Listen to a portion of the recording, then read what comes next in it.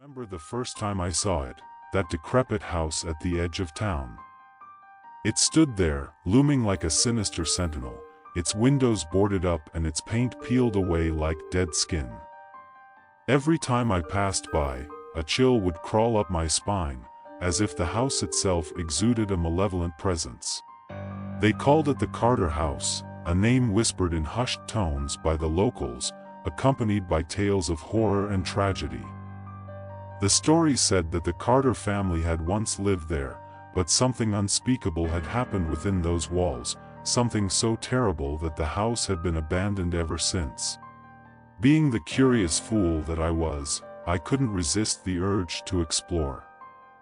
Ignoring the warnings of my friends, I ventured into the overgrown yard one moonless night, my heart pounding in my chest like a drumbeat of dread.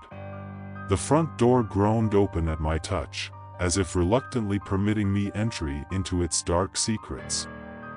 Inside, the air was thick with dust and the scent of decay. My footsteps echoed ominously as I made my way through the silent corridors, the only sound the creaking of floorboards beneath my feet. I wandered deeper into the house, drawn by an unseen force, until I found myself standing before a closed door at the end of a long hallway. With trembling hands, I reached out and turned the handle, the door swinging open with a low, ominous creak. What I saw within that room will haunt me until the end of my days. Pale moonlight filtered through the shattered window, casting eerie shadows upon the walls.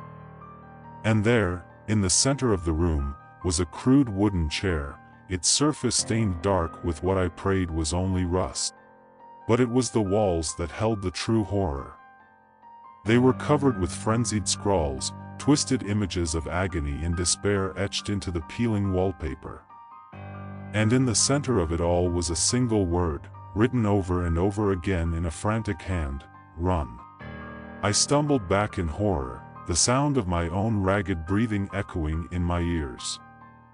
But before I could flee, a sudden gust of wind slammed the door shut with a resounding bang, plunging me into suffocating darkness.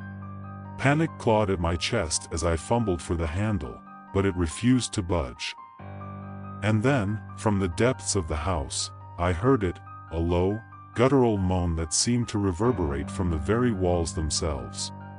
I screamed, my voice lost in the darkness as I frantically pounded on the door, begging for release from this nightmare.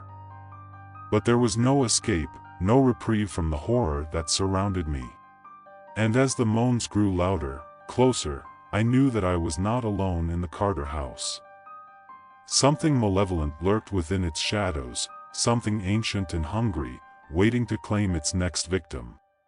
As the darkness closed in around me, I realized the true horror of the Carter house. It was not simply a place of evil, but a living, breathing entity, a cursed monument to all that was twisted and wrong in this world.